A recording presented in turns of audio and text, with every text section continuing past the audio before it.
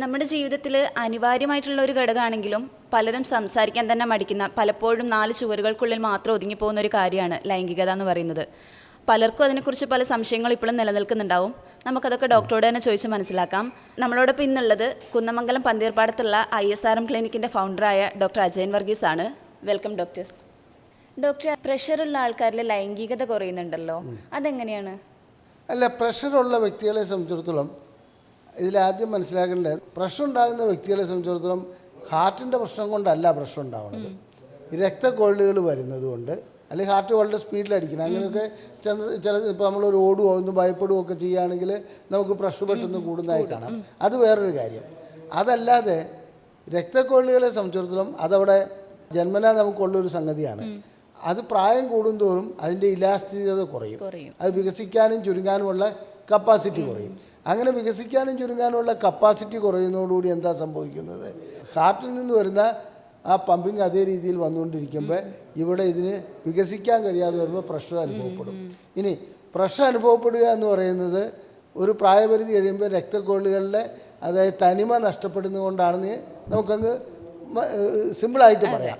അങ്ങനെ തനിമ നഷ്ടപ്പെടുന്നതോടുകൂടി ഈ രക്തക്കൊള്ളിൻ്റെ ഉൾപ്പാളി പൊട്ടാൻ തുടങ്ങും. പ്രഷർ അനുഭവപ്പെടുമ്പോൾ എൻഡോത്തീലിയം അതിൻ്റെ പേര്. അങ്ങനെ ആ ഉൾപ്പാളി പൊട്ടുന്നതോടുകൂടി അവിടെ ഇടയ്ക്കിടയ്ക്ക് ആ പൊട്ടിയ സ്ഥലത്ത് ബ്ലോക്ക് ഉണ്ടാവും. അപ്പോൾ വീണ്ടും പ്രഷർ കൂടുക ചെയ്യുക. അപ്പോൾ പ്രഷറിനെ സംബന്ധിച്ചിടത്തോളം പ്രഷർ ഉണ്ടായിക്കഴിഞ്ഞാൽ രക്തോട്ടം കുറയും.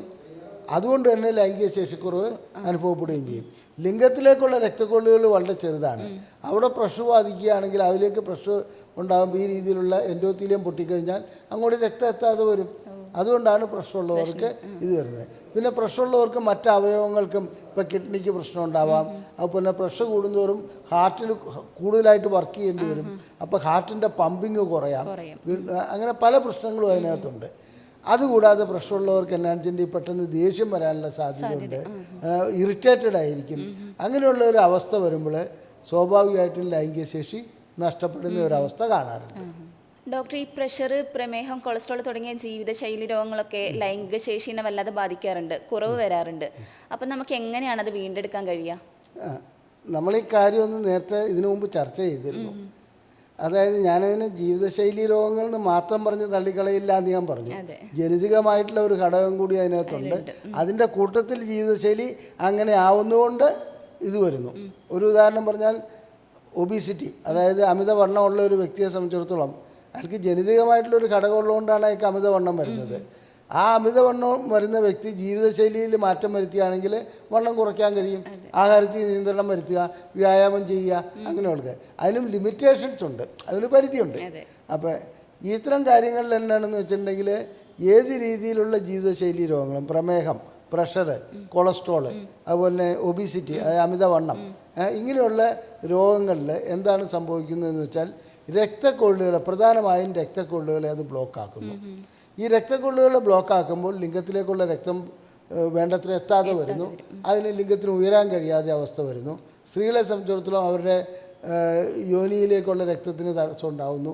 അതുപോലെ ലൂബ്രിക്കേഷൻ ഇല്ലാതാവുന്നു. ഇതൊക്കെയാണ് അതിനകത്ത് വരുന്നത്. അപ്പോൾ അതിനെ എങ്ങനെ ചികിത്സിക്കാമെന്ന് വെച്ചാൽ ഞാൻ ആദ്യം പറഞ്ഞു, ജനിതകം നമുക്ക് മാറ്റിയെടുക്കാൻ എളുപ്പമല്ല.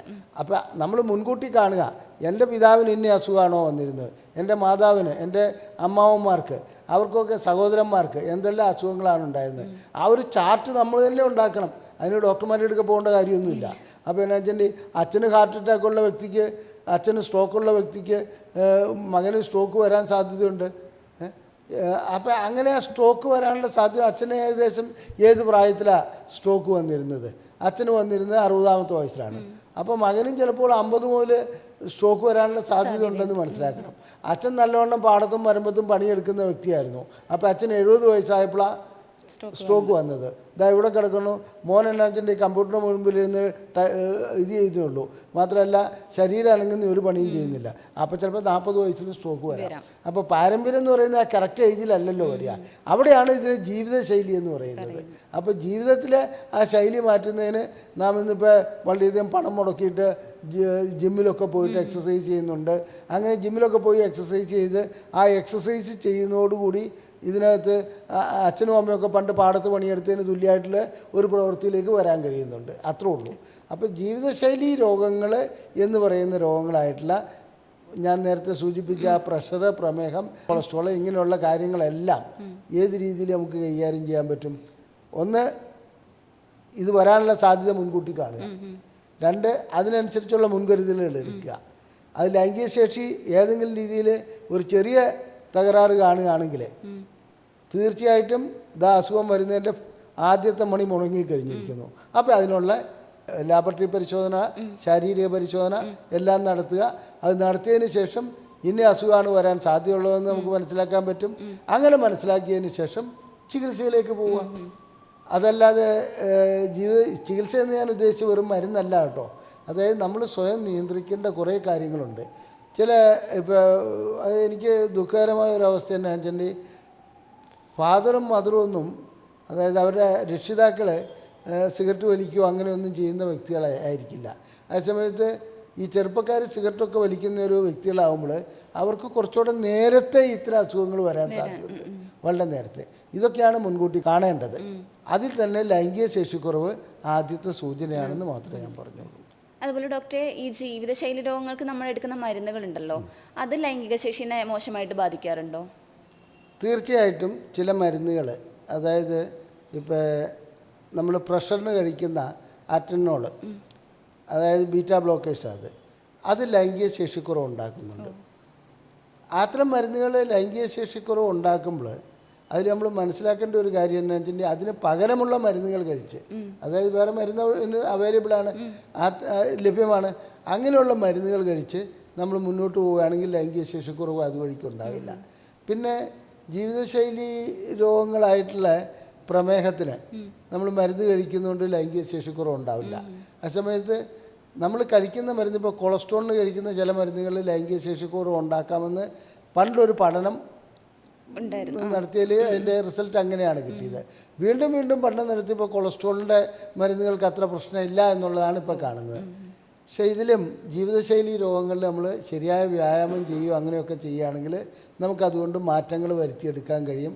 മരുന്നുകൾ കഴിയുന്നതും ഒഴിവാക്കണം എന്നല്ല ഞാൻ പറയുന്നത്, ആ നിർദ്ദേശം അനുസരിച്ച് കഴിക്കുകയാണെങ്കിൽ കുഴപ്പമില്ല. ഏതെങ്കിലും, ഞാൻ ഉദാഹരണം പറയാം, ഇപ്പോൾ CBC വാര്യർ എന്ന് പറയുന്ന ഡോക്ടറൊക്കെ മരിച്ചിട്ട് കാലം കുറച്ചായി. പക്ഷേ എൻ്റെയൊക്കെ ഗുരുനാഥനാണ്. അദ്ദേഹമൊക്കെ എഴുതിയ പ്രിസ്ക്രിപ്ഷനുമായിട്ട് ഇപ്പോൾ മെഡിക്കൽ ഷോപ്പിൽ ചെന്നാൽ മരുന്ന് കിട്ടും. അതിൽ ഇപ്പോൾ മെഡിക്കൽ ഷോപ്പിൽ ചെന്നിട്ട് ഏത് 10-20 വർഷം മുമ്പ് മരിച്ച ഡോക്ടറെ പ്രിസ്ക്രിപ്ഷനും കൊണ്ട് വന്നാൽ, ഇപ്പോൾ രാമമൂർത്തി സാറൊക്കെ എഴുതിയ മരുന്ന് വേണമെങ്കിൽ ഇപ്പോഴും വാങ്ങി ഞാൻ തരാം, അങ്ങ് ചെന്നാൽ മതി. ആ ലെവലിലാണ് നമ്മുടെ മെഡിക്കൽ സിസ്റ്റത്തിന് അങ്ങനെ ഒരു തകരാറുണ്ട്. അപ്പോൾ ആ മരുന്ന് ഇങ്ങനെ ഡോക്ടർ മരിച്ചിട്ട് 10-20 വർഷമായി, എന്നാലും അതേ മരുന്ന് തന്നെ ഇങ്ങനെ കഴിച്ചു പോകുന്നത് ഒരു നല്ല പ്രവണതയല്ല. പ്രഷറും പ്രമേഹമൊക്കെ ഉള്ള രോഗികൾ ഒരു വർഷത്തിലൊരിക്കലെങ്കിലും, എൻ്റെ അഭിപ്രായത്തിൽ 6 മാസമെങ്കിലും ചെയ്യണം, വർഷത്തിലൊരിക്കലെങ്കിലും എല്ലാ പരിശോധനകളും നടത്തി ഡോക്ടറെ കണ്ട് അതിൻ്റെ മാറ്റങ്ങൾ എന്ത് വരുത്തണം എന്നുള്ളത്. ഒരു വണ്ടി വാങ്ങിയാൽ പോലും നമ്മളൊന്ന് വർഷത്തിലൊരിക്കൽ സർവീസ് ചെയ്യില്ലേ?